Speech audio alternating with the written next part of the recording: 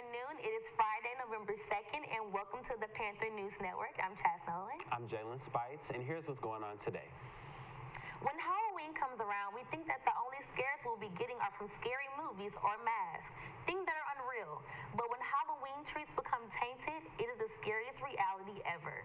In Galion, Ohio, a 5-year-old boy has tested positive for methamphetamine after trick-or-treating this week. However, the little boy said that he hadn't consumed any Halloween candy, but he did put a fake pair of vampire teeth in his mouth. The Galion Police Department said in a statement that they began their investigation on Sunday after it was reported that the boy fell ill on that day. They have sent the teeth to a lab for analysis. Julia Pence, the boy's mother, said that she rushed to the hospital after hearing he had a seizure. Pence told CNN, "They told me that my son had methamphetamine in his urine.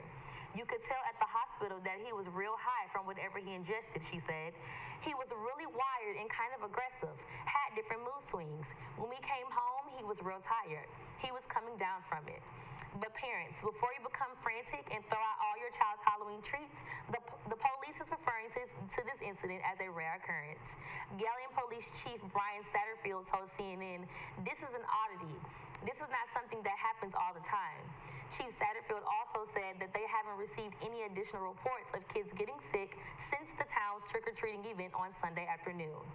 As for tainted candy, Satterfield also says that it wouldn't hurt for parents to be cautious, but they should not be overly worried. "This does not happen often," he said. "I think parents should always be concerned looking at the candy, look for anything that looks out of place. If the candy bag is open or ripped, throw it away." The little boy is currently at home recovering. 2 people have been injured and 1 person arrested following a violent altercation at the UK headquarters of Sony Music.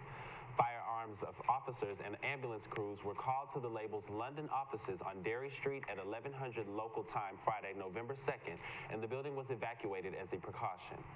The incident is believed to have happened in the staff canteen after an argument broke out between kitchen staff employed by an outside catering company. In a statement, London's Metropolitan Police said that 2 people had suffered stab injuries, but their conditions are not life-threatening or life-changing. A London Ambulance Service spokeswoman said 2 people have been treated at the scene and 1 patient has been taken to a major trauma center. The other is being treated at a hospital.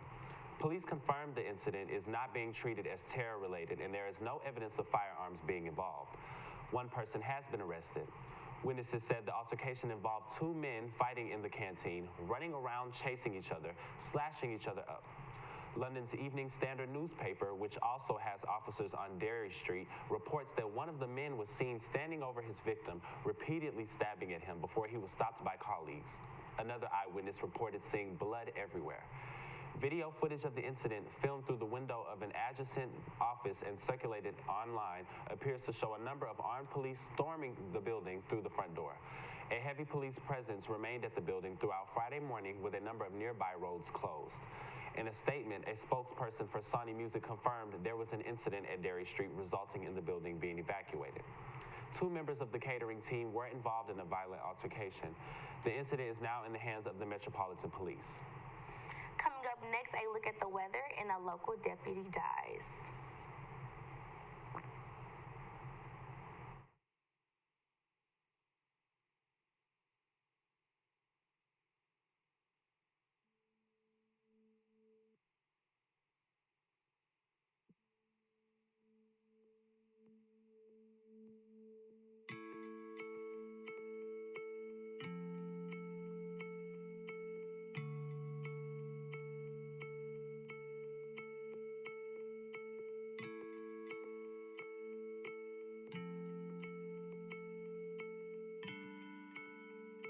The Prairie View A&M Naval ROTC program was established in March of 1968.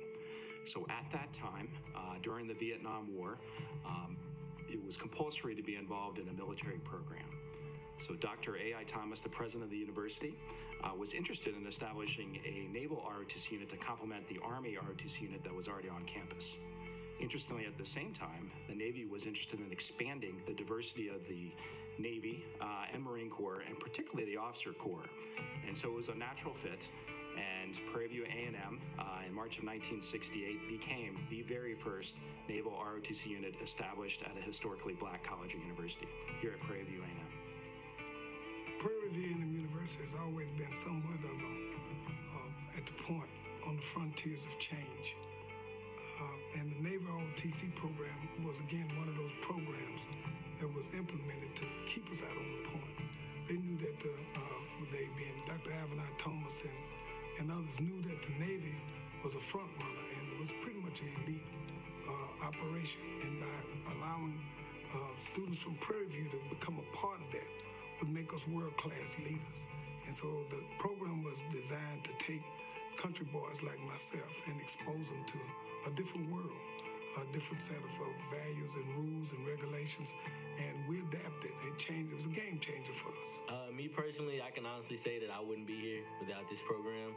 I'm from a small country town in Arkansas with about 10,000 people. This gave me an opportunity to get outside of my comfort zone. Being 40 minutes from Houston, I never thought I would see myself here. I always knew that I would be on a college campus somewhere, but I never thought or even dreamed that I would be in the United States military, particularly the naval service. This has given me a platform to be able to reach back and be a provider amongst my family. I also got to travel and see tons of the world, which is something that a lot of people, they really enjoy.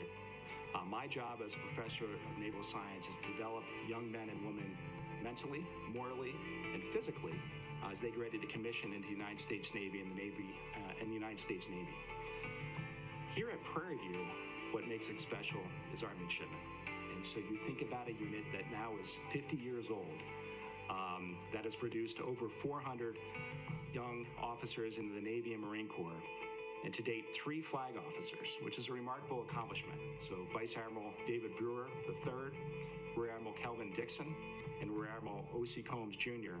Tremendous accomplishment to have 3 flag officers from a unit that early. So what makes this program unique is that we are the first HBCU to establish an ROTC. And with that, I feel that we have a lot of shoes to fill. With those 3 flag officers, I feel that there could be more. And with our diversity growing, I think that we can accomplish that. It helped to mold officers and we used to say gentlemen, but gentle women and officers. It helped to mold us. It gave us, again, skills that we didn't really know about.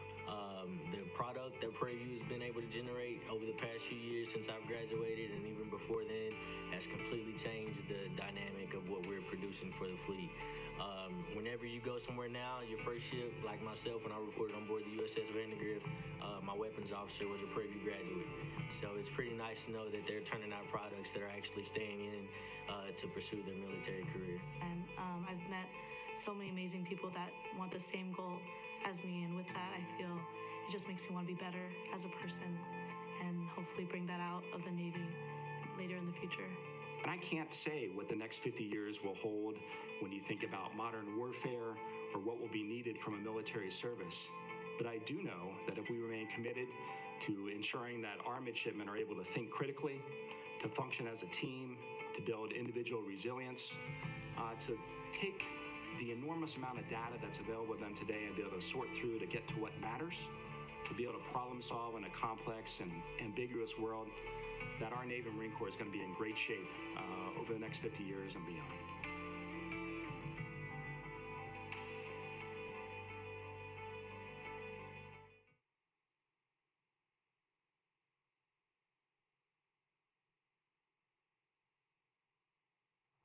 Welcome back. According to the weather app, today is 60 degrees, sunny. We will be experiencing a high of 72 and a low of 49. But back to the news, a man was thrown out of a vehicle and a woman is in critical condition after a rollover crash in northwest Harris County. According to police, around 2:20 a.m., they got a call requesting life flight after a car heading westbound on FM 1960 near Bobcat Road rolled 5 times before hitting a pole, ejecting the male passenger and trapping the female inside. When first responders arrived, the woman was able to tell them the man had been ejected into the nearby woods, police said. According to authorities, the woman had to be cut out of the vehicle and life-flighted to the hospital with life-threatening injuries. The man was taken to the hospital via ambulance with non-life-threatening injuries, police said. Deputies said speed was a factor and they are investigating the possibility of a DWI, excuse me. According to authorities, both east and westbound lanes are expected to be closed for several hours as they clean up the road and repair the downed power pole. The Waller County Sheriff's Office is mourning the loss of their own after a deputy was killed in the line of duty.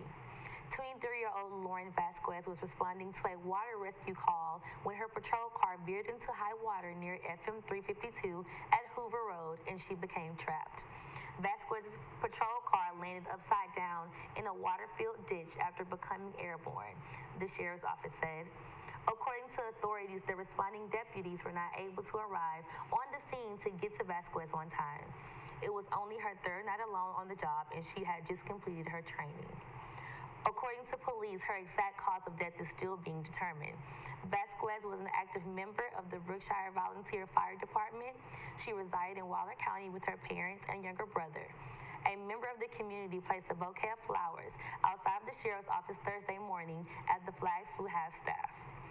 Waller County Sheriff R. Glenn Smith shared a tribute that he posted on social media. It reads, "Words will never express what our office is going through, and we can only ask for your prayers.